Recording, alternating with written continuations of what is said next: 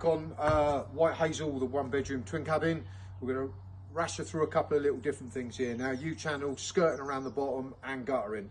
So U-channels, not sure if any of you have seen these before. Really good idea. The whole piece of timber is machined out of one piece.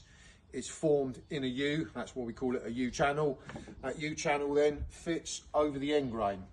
So mainly it's there, as well as aesthetically, it does look nice, but the main reason I like these, and I had these made up, was it covers the end grain. End grain on timber will always suck moisture, so by covering the end grain, it's going to firstly stop the moisture being sucked in on the ends of the grain, and also you can paint these a different colour.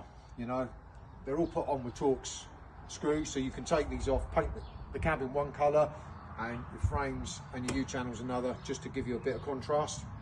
So moving on to the bottom of the cabin now.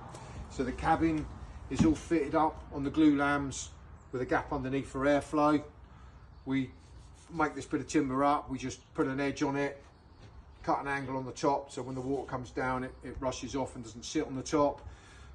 Also underneath that then we just frame it up with 6x1 gravel boards, so you know, any timber merchant or fencing superstore will have them, gravel boards. Set them up with a nice gap so you can get your airflow in. You can always make sure that a good idea is where your ground screws are, is if you screw the ones where your ground screws are, then you've got a quick access again to prove that if you had to, you can just unscrew them, take it off, impact drill, undo the turbo screws that hold the glue lamb onto the pile head. It's not a big deal if you don't, to just prise these off where they're on with nails. So skirting makes it look nice, neat and tidy, and still gives it airflow. So it's better to leave it with the gaps in. I find by going vertical with the gaps rather than horizontal, it makes it not look like a stage. When you go horizontal, it looks like a stage, and it's not quite as neat, and you can get over the ground undulating up and down like this. Going on to the guttering.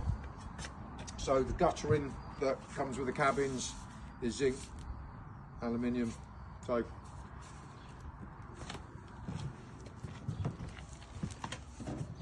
they're very, very easy to fit. All of your pieces along the guttering at the top, they come in like 1 metre lengths, and they just clip in together. It couldn't be simpler really. Pull your string line up so you've got a bit of a fall one way or both ways. All of the brackets are adjustable, so you can fit them on and adjust them to fit. And when you come back to your down end, all you do is you fit your down end where you want it to be on a solid section.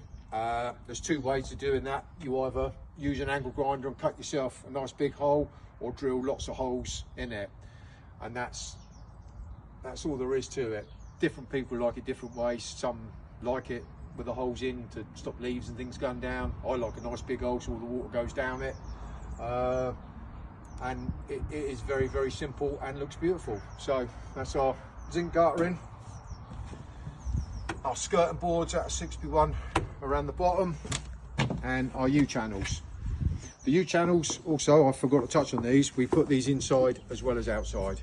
You know, again, it looks nice inside. It's more a visual thing inside for aesthetics rather than outside, because when you screw the stabilising boards on some of these thinner walls, you can split them. That's why we use the thinner gauge screw on them, the rapid ones, but it does take away and cover up if you do have a small split in it. So U-channels. Thank you very much.